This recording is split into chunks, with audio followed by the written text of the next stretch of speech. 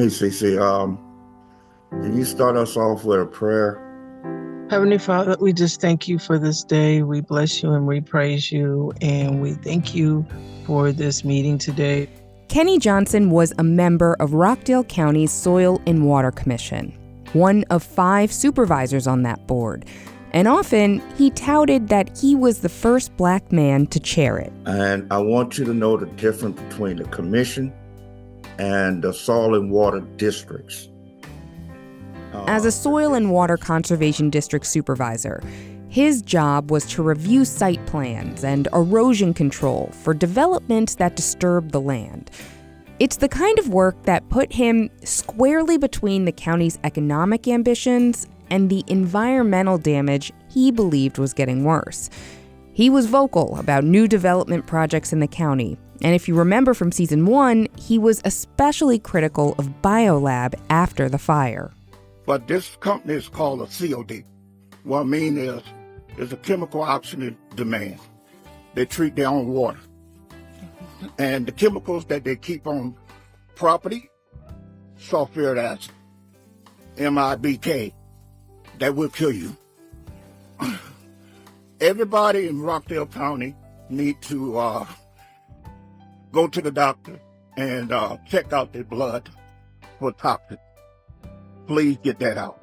Kenny Johnson called out Rockdale County's other elected officials, too, for giving BioLab a 10-year tax break to build a 275,000 square foot facility. It's 7th in the county. What I'm angry at, too, is that $850 million of our taxes went to this company to kill us. Y'all are in charge. Y'all elected officials. We need a federal criminal investigation. Thank you. Thank you, Mr. Johnson.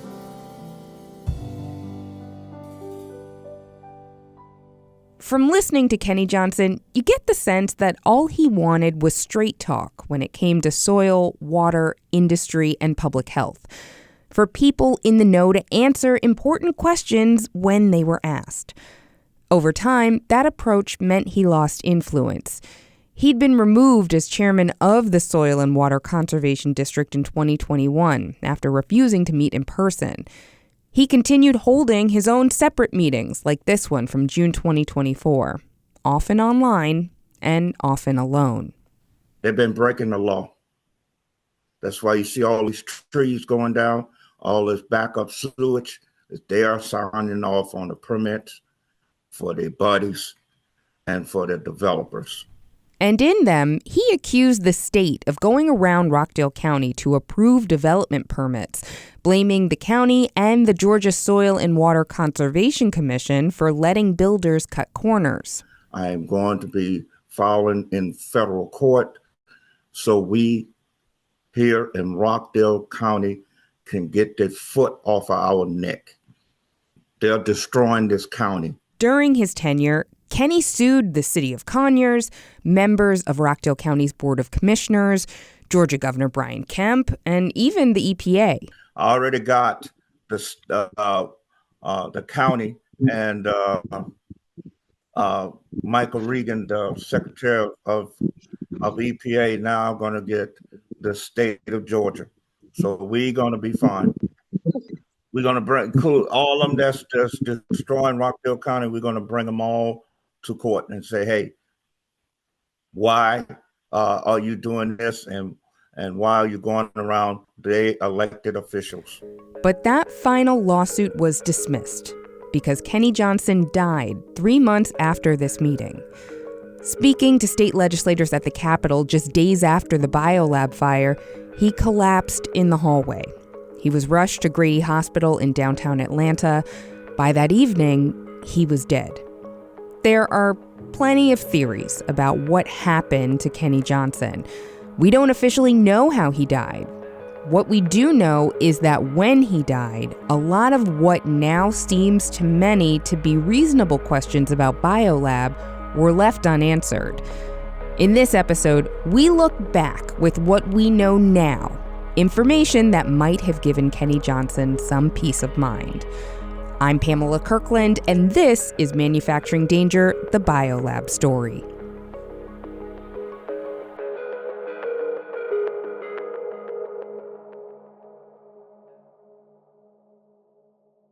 When environmental advocate Scott Smith came to Conyers after the fire, he came after residents reached out to him on social media, asking if he'd do tests on soil and water separate from what the EPA was doing. They had heard about some of the testing he'd done in East Palestine, Ohio, following the 2023 train derailment and chemical disaster there. When we met him last season, he said he flew straight from there to Conyers to get to work. What I try to do is get as close to ground zero as possible to get a baseline, and we tested within probably 500 to 1,000 feet of where the water was discharging into the holding pond. Scott says he's been doing this for more than 19 years, flying into disaster areas after people ask him to show up. And he says it's often to test for chemicals that no one else will look for. And that spot in front of ServiceMaster where Scott took his samples, well, it's about as close to testing at BioLab as you can get. And the thing, Pam, is that if you can identify, the areas that are directly impacted and the areas that are not, even if you're in an impacted area, the good news is there are solutions out there. So what I tell people, there is really no need to have fear or panic, because if we understand what the chemicals are, we can, people can fix it. We've kept in touch as he's traveled from other parts of the country back to Georgia. Since then, he's spent a lot of time at chemical accidents that have happened since the 2024 fire at BioLab, with residents from places like Moss Landing, California, and Roseland, Louisiana, reaching out, asking him to do what he's done in so many other places. I don't go anywhere unless residents reach out and ask for help. So that happened in East Palestine, and that also happened in Conyers. A year after he first started working in Conyers, the scale of Scott's work had expanded. In the spring of 2025, he'd taken about 30 samples across 30 miles. By August, that number had grown to nearly 200 samples across at least 4 counties. Samples including soil, crops, furnace vents, and debris. And the thing about Conyers is we, unlike East Palestine, where it was more invisible and the particles you can't see, you had soot and ash raining down and invading people's property. So it was very easy to collect these samples. Yeah, some people reported chunks of debris falling in their yards. EPA officials said they were from pieces of burned structural debris from the fire. BioLab sent contractors to collect the debris from residents who reported it, but Scott told people to save it and call him instead. Records show BioLab did test some of the debris it collected for asbestos. None was found. It's not clear if they ever tested that debris for chemical contamination. Working with a team of scientists, Scott says they found identical ratios of certain chemicals in completely different areas. This is kind of like a murder scene or fingerprints. You've got blood splattered on a wall. So in this particular case, you've got contamination that may have been splattered in soil and furnace filters. So I'm seeing trends that go all the way close to ground zero, out 30 miles out, with the same ratios and the same contaminants. Now, the EPA has dismissed Scott's findings before. Documents obtained by the Government Accountability Project showed the agency dismissed his findings in East Palestine in 2023 as not an accurate measure of risk. But that wasn't the only thing they showed. Records confirm that EPA public information officers were tracking Scott's movements and logging his social media posts. And the EPA still downplays one of Scott's earliest findings there. In his first round of tests near BioLab, he found traces of PAHs, short for polycyclic aromatic hydrocarbons, and dioxins. They're byproducts of burning chemicals and other organic material, and both can be highly toxic.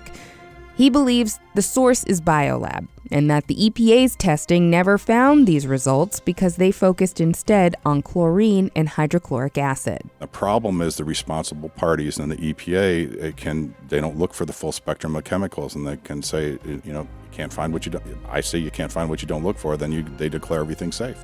Internal EPA emails show staff were aware that fires like the one at BioLab can produce dioxins, like what Scott found. But none of the EPA testing I reviewed shows they ever looked for them.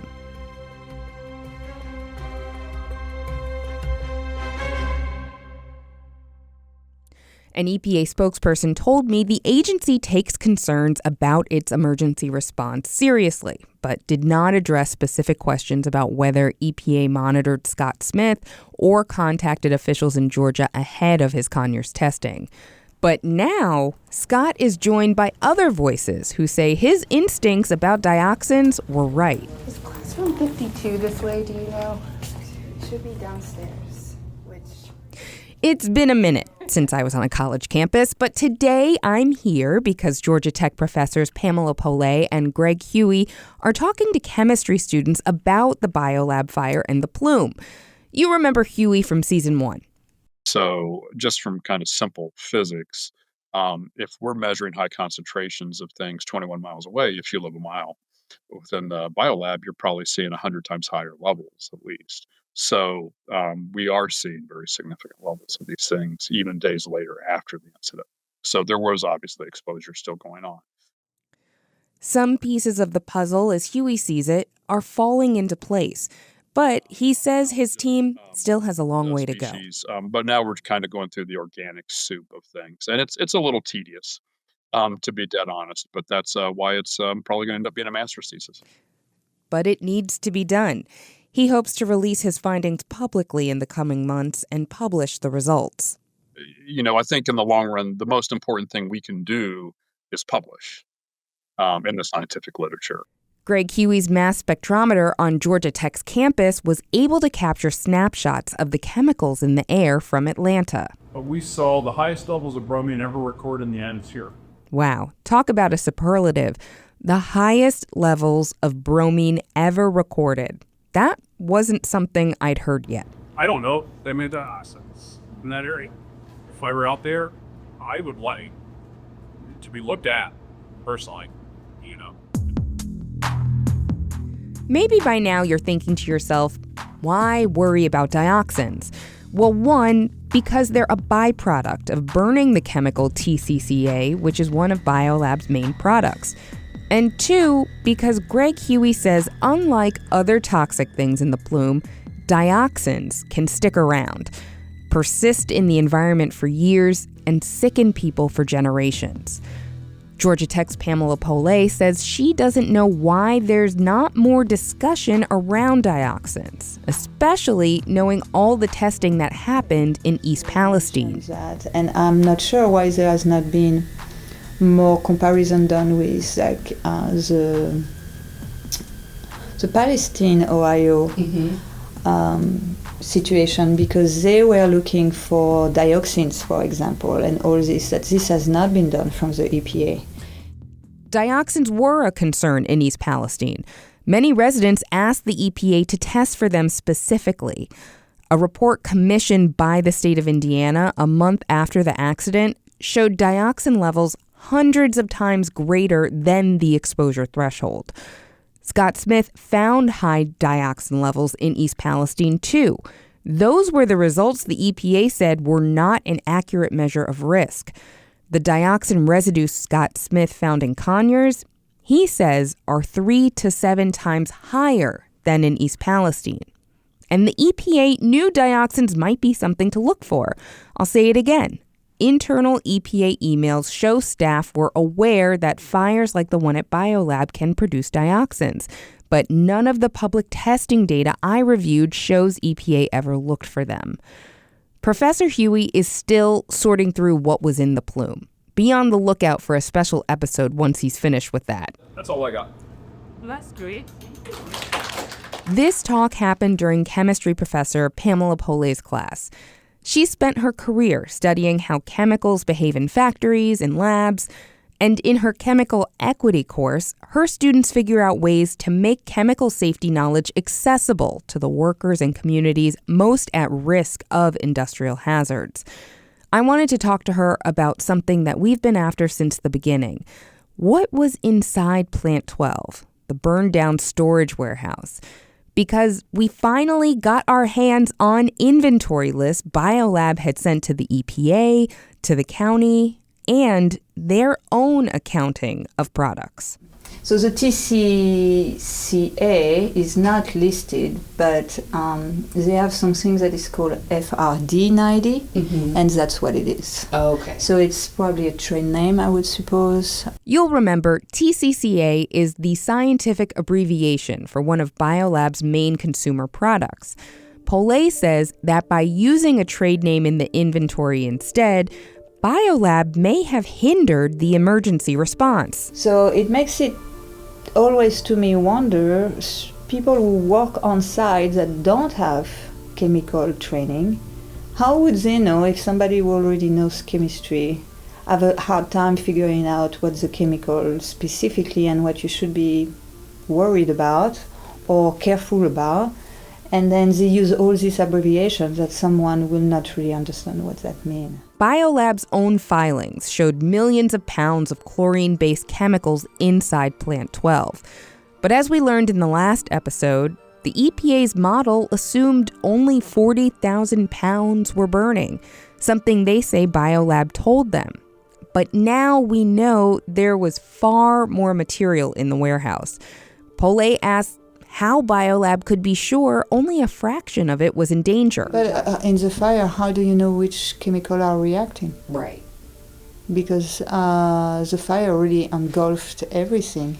So you have to consider all the chemical and the ones that are the most dangerous. The ones that have the bromine, right, and the chlorines. Polay says that kind of undercount has real consequences.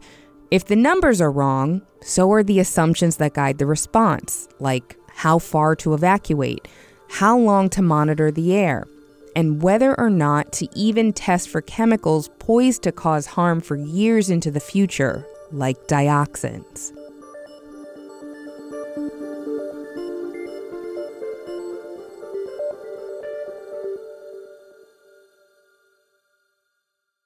It seems like the one thing anyone determined to figure out what happened wants is accurate information. But even the people trying to find it have run into the same wall. Independent tester Scott Smith says the EPA kept tabs on his work in East Palestine, and at the same time, Kenny Johnson was asking the courts to make that same agency more transparent. In the months before he died, Kenny Johnson filed one last lawsuit against the EPA and Rockdale County. This was unrelated to BioLab, about older issues of construction and runoff into the Yellow River. The EPA was eventually dropped from the case. A judge said Kenny didn't have standing to sue the federal government.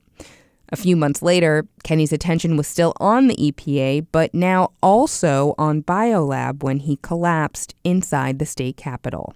I just want to continue his legacy. I want to finish this chapter of his life and help the citizens of Rockdale, because that's what he was all about. Cheryl Garcia was a friend. She says Kenny believed people deserve to know what was in their soil, their water, and what chemicals were in their neighborhoods. The only official who we can trust, who's really knowledgeable about this stuff, is gone. Cheryl still wants to know what Kenny was working on in those final weeks, what files he left behind, but she couldn't get anyone to talk. Neither can I. More than a year later, Kenny Johnson's cause of death is still listed as pending. Next time on Manufacturing Danger, the BioLab story, we're heading to Louisiana, where another chemical disaster has left a community reeling. Clean your property up. I have never seen a government agency tell people to go clean yourself up. The parallels of yet another accident. That's next episode.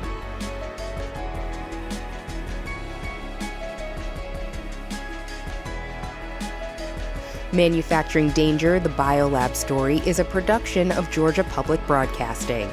This podcast was written by me, Pamela Kirkland. Grant Blankenship is our senior editor.